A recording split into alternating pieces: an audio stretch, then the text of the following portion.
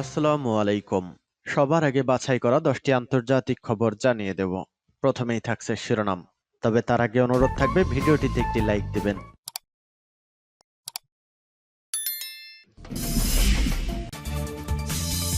জানিয়ে দিব হাতে থাকা সর্বশেষ আপডেট আন্তর্জাতিক সংবাদ। প্রথমেই সংবাদ শিরোনাম। স্বাধীন ফিলিস্তিন রাষ্ট্রের পক্ষে অনড় সৌদি আরব, বলেছেন ব্লিংকেন। এরপর জানিয়ে দিব ইরানে হিজাব আইন সাময়িকভাবে স্থগিত। এদিকে বিজেপি এমপিকে রক্তাক্ত করলেন রাহুল, পরিস্থিতি উত্তপ্ত।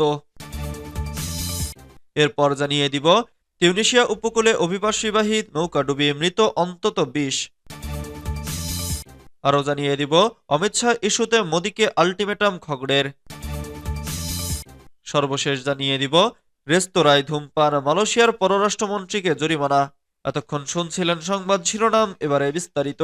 তবে অনুরোধ থাকবে ভিডিওটিতে একটি লাইক করবেন এবং কমেন্ট করে জানিয়ে দিবেন কোন জেলা থেকে আপনি আমাদের এই ভিডিওটি দেখছেন। স্বাধীন ফিলিস্তিন রাষ্ট্রের পক্ষে অনড় সৌদি আরব, বলেছেন ব্লিংকেন। ইসরায়েলের সঙ্গে কূটনৈতিক সম্পর্ক স্থাপনের জন্য যেকোনো চুক্তির অংশ হিসেবে ফিলিস্তিন রাষ্ট্রের স্বীকৃতি চায় সৌদি আরব, আর এই শর্তে সৌদি যুবরাজ ও প্রধানমন্ত্রী মোহাম্মদ বিন সালমান অনড় বলে জানিয়েছেন মার্কিন পররাষ্ট্রমন্ত্রী অ্যান্টনি ব্লিংকেন। বৃহস্পতিবার 19 নভেম্বর এক প্রতিবেদনে এ খবর জানিয়েছে আল আরাবিয়া। ব্লিংকেন বলেছেন, সৌদি ইসরায়েল সম্পর্ক স্বাভাবিকরণ মধ্যপ্রাচ্যে দীর্ঘমেয়াদী স্থিতিশীলতার চাবিকাঠি, যা ইসরায়েলের নিরাপত্তা নিশ্চিত করবে। এর জন্য প্রথমে গাজা যুদ্ধ বিরতি জরুরি।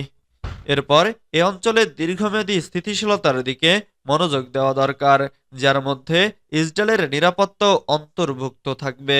অবশ্যই এর মূল চাবিকাঠি হল ইসরায়েল ও সৌদি আরবের মধ্যে সম্পর্ক স্বাভাবিক করা। বুধবার প্রকাশিত পররাষ্ট্র বিষয়ক একটি সাক্ষাৎকারে ব্লিংকেন আশা প্রকাশ করেন আগত ট্রাম্প প্রশাসন এমন একটি চুক্তি সম্পন্ন করবে। ব্লিংকেন বলেন, তবে এটি ঘটতে হলে আমাদের গাজায় শান্ত হওয়া দরকার, আর সৌদি আরবের স্পষ্ট বার্তা, ফিলিস্তিনি রাষ্ট্রের জন্য একটি বিশ্বাসযোগ্য শান্তি স্থাপনের পথ তৈরি করা দরকার। ইরানে হিজাব আইন সাময়িকভাবে স্থগিত। দেশে বিদেশে ব্যাপক সমালোচনা সৃষ্টি হওয়ায় ইরানে বিতর্কিত হিজাব আইন সাময়িকভাবে স্থগিত করেছে নীতি নির্ধারকরা। বিতর্কিত হিজাব আইন অমান্যকারী নারীদের জন্য কঠোর শাস্তির প্রস্তাব করা হয়েছিল। ইরানের সংস্কারপন্থী প্রেসিডেন্ট মাসুদ পেজেশকিয়ান এই আইনের বিরোধিতা করেছেন। প্রেসিডেন্ট মাসুদ পেজেশকিয়ান ও দেশের অভ্যন্তরীণ এবং উল্লেখযোগ্য আন্তর্জাতিক বিরোধিতার কারণে এই আইনটি আপাতত স্থগিত করেছে ইরান। মঙ্গলবার এক ঘোষণায় দেশটির ভাইস প্রেসিডেন্ট শাহরাম দাবিরি বলেন, দেশটির শীর্ষ নিরাপত্তা সংস্থা, রাজনৈতিক নেতৃত্ব এবং জাতীয় নিরাপত্তা পরিষদের মাধ্যমে আইনটি পুনরায় পর্যালোচনা করা হবে। এর আগে আলোচনা করে এই আইনটি আপাতত সংসদের মাধ্যমে সরকারের কাছে না পাঠানোর সিদ্ধান্ত নেওয়া হয়েছিল। শাহরাম দাবিরি বলেন, এ মুহূর্তে বিলটি বাস্তবায়ন করা সম্ভব নয়। ইরানের সংসদে কট্টরপন্থীরা বিতর্কিত আইন পাশ করেছিলেন, যেখানে হিজাব আইন লঙ্ঘনকারী নারীদের জন্য কঠোর শাস্তির প্রস্তাব করা হয়। হিজাব ঠিকভাবে না পরার কারণে 2022 সালের 16 সেপ্টেম্বর দেশটির নৈতিক পুলিশ মাশা আমিনিকে গ্রেফতার করেছিল। পুলিশি হেফাজতে মাশা আমিনির মৃত্যুর পর দেশজুড়ে ব্যাপক সরকার বিরোধী বিক্ষোভ ছড়িয়ে পড়ে। বিজেপি এমপিকে রক্তাক্ত করলেন রাহুল, পরিস্থিতি উত্তপ্ত। ভারতের কেন্দ্রীয় স্বরাষ্ট্রমন্ত্রী অমিত শাহর বিতর্কিত আম্বেদকর মন্তব্য ঘিরে উত্তপ্ত হয়ে উঠেছে দেশটির সংসদ। এ বিতর্কের জেরে লোকসভায় সরকার বিরোধী দলের মধ্যে তীব্র সংঘর্ষের ঘটনা ঘটেছে। সংঘর্ষে আহত হয়েছেন বিজেপির 2 সংসদ সদস্য প্রতাপচন্দ্র সারাঙ্গী ও মুকেশ রাজপুত। দলটির অভিযোগ, কংগ্রেস নেতা রাহুল গান্ধীর আঘাতেই তাদের সংসদ সদস্যরা আহত হয়েছেন। খবর এনডিটিভির। সংসদ বিষয়ক মন্ত্রী কিরণ রিজিজু এ ঘটনায় ক্ষোভ প্রকাশ করে বলেন, রাহুল গান্ধী কিভাবে সংসদে শক্তি প্রয়োগ করতে পারেন? কোন আইন তাকে সংসদ সদস্যের শারীরিকভাবে লাঞ্ছিত করার অধিকার দিয়েছে? রিজিজু আরও দাবি করেন, জাপানিজ মার্শাল আর্টে ব্ল্যাক বেল্টধারী রাহুল কি সংসদ সদস্যদের আঘাত করার জন্যই কারাতে শিখেছেন? তবে রাহুল গান্ধীর বক্তব্য ভিন্ন। তিনি বলেন, আমি ভেতরে যাওয়ার চেষ্টা করছিলাম, কিন্তু বিজেপির সংসদ সদস্যরা আমাকে ধাক্কা দিয়ে থামানোর চেষ্টা করেন। তিউনিসিয়া উপকূলে অভিবাসীবাহী নৌকাডুবি, মৃত্যু অন্তত ২০। অবৈধভাবে ভূমধ্যসাগর পাড়ি দিতে গিয়ে উত্তর আফ্রিকার দেশ তিউনিসিয়ার উপকূলে অভিবাসী বোঝাই একটি নৌকা ডুবে গেছে। এতে কমপক্ষে ২০ জন মারা গেছেন। এ ঘটনায় ৫ জনকে উদ্ধার করা হয়েছে।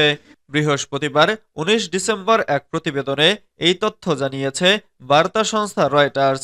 প্রতিবেদনে বলা হয়েছে, তিউনিসিয়ার উপকূল রক্ষীরা দেশটির উপকূলে একটি নৌকা ডুবে যাওয়ার পরে আফ্রিকা থেকে আসা ২০ অভিবাসীর মৃতদেহ উদ্ধার করেছে বলে বুধবার দেশটির ন্যাশনাল গার্ড জানিয়েছে।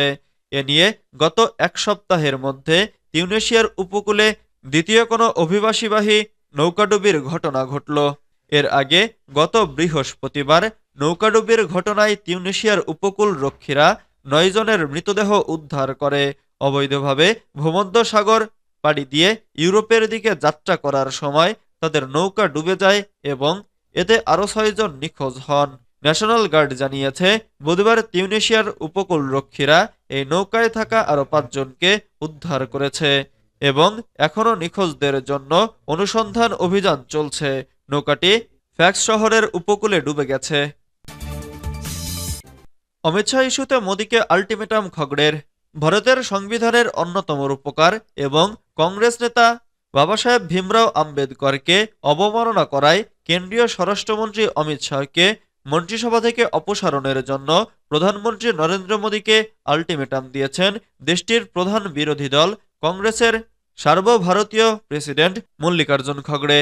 বুধবার রাজধানী নয়াদিল্লিতে কংগ্রেসের কেন্দ্রীয় কার্যালয়ে আয়োজিত এক সংবাদ সম্মেলনে কংগ্রেসের প্রেসিডেন্ট বলেছেন, যদি আজ বুধবার রাত ১২টার মধ্যে অমিত শাহকে মন্ত্রিসভা থেকে অপসারণ না করা হয় তাহলে দেশজুড়ে তীব্র আন্দোলন গড়ে তুলবে কংগ্রেস।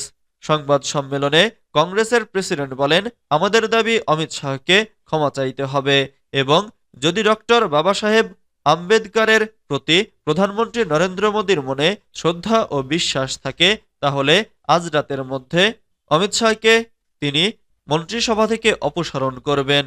কেন্দ্রীয় মন্ত্রিসভায় অমিত শাহর থাকার কোনো অধিকার নেই।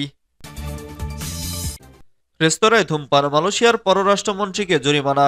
সড়কের পাশে একটি খাবারের দোকানে বাসে প্রকাশ্যে ধূমপান করায় জরিমানা করা হয়েছে মালয়েশিয়ার পররাষ্ট্রমন্ত্রী মোহাম্মদ হাসানকে।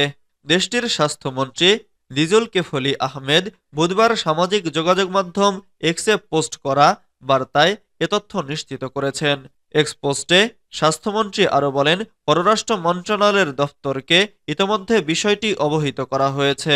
পররাষ্ট্রমন্ত্রী ব্যক্তিগতভাবে এ ঘটনার জন্য দুঃখ প্রকাশ করেছেন এবং বলেছেন তিনি জরিমানা পরিশোধ করবেন।